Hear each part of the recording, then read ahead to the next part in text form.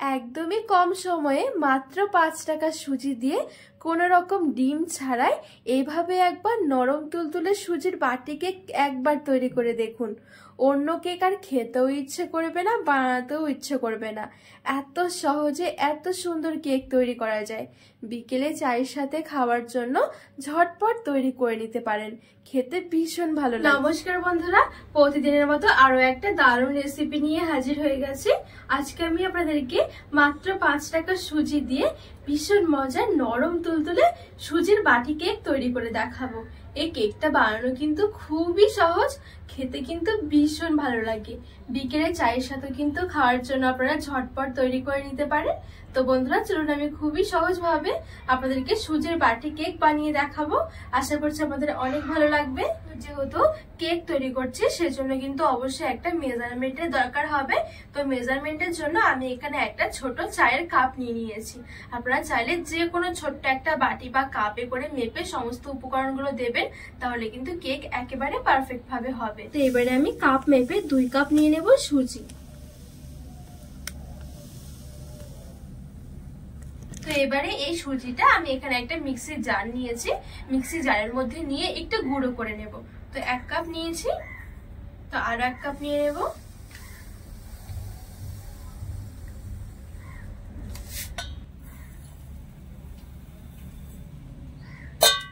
তো এইবারে আমি দিয়ে দেব চিনি। আর চিনিটা এখানে দেখুন ওই কাপেরই 1 কাপের থেকে একটু কম নিয়েছি। যদি মিষ্টিটা একটু বেশি পছন্দ করেন তাহলে পুরো ভর্তি ভর্তি 1 কাপ নিয়ে নেবেন। তো এবারে আমি সুজির সাথে নিয়ে নেব। এবারে এই সুজি আর চিনিটাকে একটু ভালো করে আমি মিক্সির মধ্যে ঘুরিয়ে গুঁড়ো করে নেব। তো এখানে দেখুন আমি খুব সুন্দর করে সুজি আর চিনিটা একটু গুঁড়ো করে নিয়েছি। এবারে আমি এখানে নিয়েছি একটা 10 টাকা দামের গুঁড়ো দুধ। এই গুঁড়ো দুধটা দিলে কিন্তু টেস্টটা অনেক বেড়ে যাবে এই কেকের। তো এবার আমি মিক্সি জারের মধ্যে নিয়ে নেব।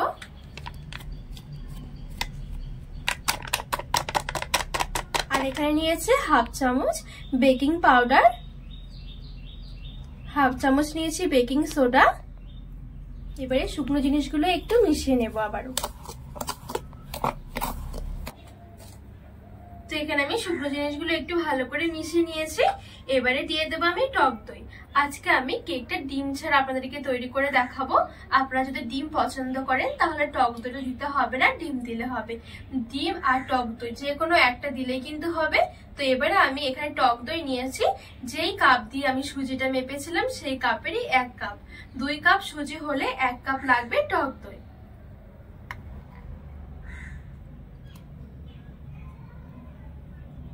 এবারে ঢাকনা লাগিয়ে আমি ঠিক 1 মিনিটের জন্য একটু মিক্সিতে ঘুরিয়ে নেব। আপনারা চাইলে কিন্তু এখানে মিক্সি বাদ দিয়ে বাটির মধ্যে নিয়েও এই কাজটা করতে পারেন।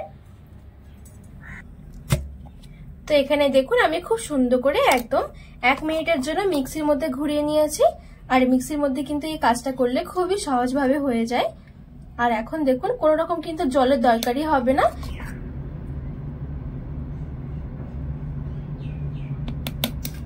আজকে যেহেতু আমি বাটি কেক তৈরি করব, তো সেই জন্য এরকম ছোট ছোট আমি 3টে বাটি নিয়েছি। আপনারা চাইলে যে কোনো বাটির মধ্যে কিন্তু বসাতে পারবেন, চাইলে কিন্তু আবার যে কোনো একটা বাটির মধ্যেও কিন্তু বসিয়ে নিতে পারেন। তো এবারে এই বাটিগুলোর মধ্যে আমি একটুখানি তেল মেখে নেব।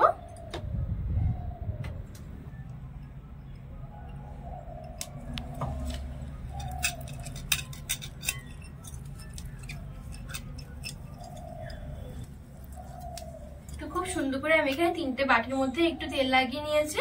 এবারে যে আমি মিক্সির মধ্যে যে ব্যাটারটা রেডি করে রেখেছিলাম এখান থেকে আবার নিয়ে দিয়ে দেব।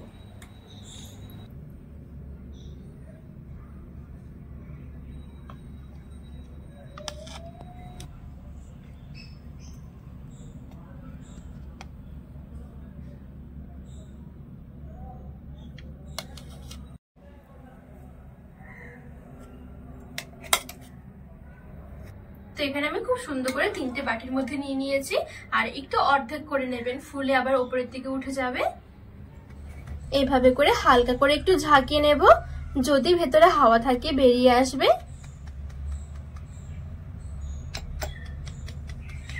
এবারে কেক বসানোর জন্য আমি এখানে একটা কড়াই নিয়েছি।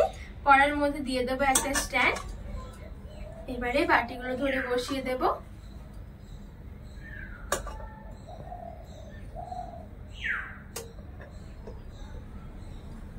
এবারে ঢাকা চাপা দিয়ে দেব।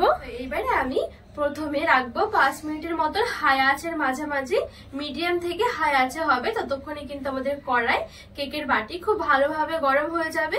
পরের 25 মিনিট আমি রেখে দেবো একদম হালকা আছে, মানে একদমই লো আছে। তো ঠিক আপনাদেরকে 30 মিনিট পর দেখাচ্ছি। এখানে পুরো 30 মিনিট হয়ে গেছে। 30 মিনিটের মধ্যেই কিন্তু খুব সুন্দরভাবে রেডি হয়ে যাবে। এবারে একটা কাঠি দিয়ে চেক করে নেব। কাঠিটা যদি ক্লিয়ার বেরিয়ে আসে তার মানে বুঝতে হবে যে কেকটা হয়ে গেছে। আর যদি কাঠির গায়ে একটু লেগে থাকে তাহলে আরো কিছুক্ষণ বেক করে নিতে হবে। কালারটাও দেখুন কত সুন্দর এসেছে। এইবারে কেকগুলো আমি ভালো করে ঠান্ডা করে নেব। এই দেখুন কতটা সুন্দর লাগছে দেখতে বাটি কেকগুলো, খেতে ভীষণ ভালো লাগে। তো এখানে আমার কেকগুলো খুব সুন্দরভাবে ঠান্ডা হয়ে গেছে। দেখুন কত সুন্দর নরম তুলতুলে হয়েছে। এবারে একটা ছুরি দিয়ে এই সাইড থেকে একটু ছাড়িয়ে দেব, তাহলে দেখবেন খুব সুন্দরভাবে বেরিয়ে আসবে। দেখুন কতটা সুন্দর লাগছে আর কতটা স্পঞ্জি হয়েছে কেকগুলো। খুবই সহজ তৈরি করা, একদম ঝামেলায় মনেই হবে না। বিকেলে চায়ের সাথে এরকম কেক থাকলে তো পুরো জমেই যাবে। খুবই টেস্টি হয় খেতে এই কেকগুলো। এই দেখুন কতটা সুন্দর হয়েছে। তো এখানে আমি সব কেকগুলো এরকম পিস পিস করে কেটে নিয়েছি। দেখতেও দেখুন কতটা ভালো লাগছে, খেতে কিন্তু ভীষণ ভালো লাগে। একবার অবশ্যই বানিয়ে দেখবেন, একেবারে নরম তুলতুলে হবে।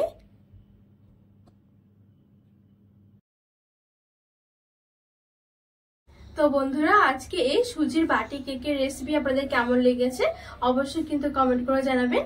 আর রেসিপি ভালো লাগলে চ্যানেলটিকে সাবস্ক্রাইব করে পাশে থাকা অনুরোধ রইল।